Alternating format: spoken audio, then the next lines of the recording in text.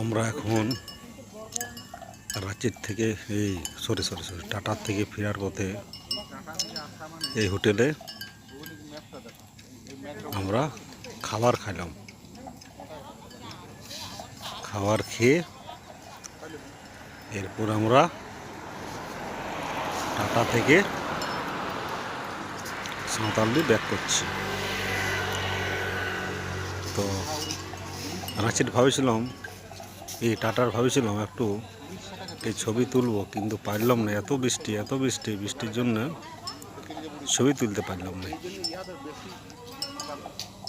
দেখুন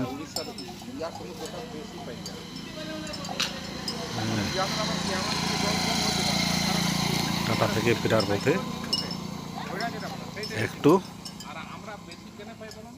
ছবি তুললাম।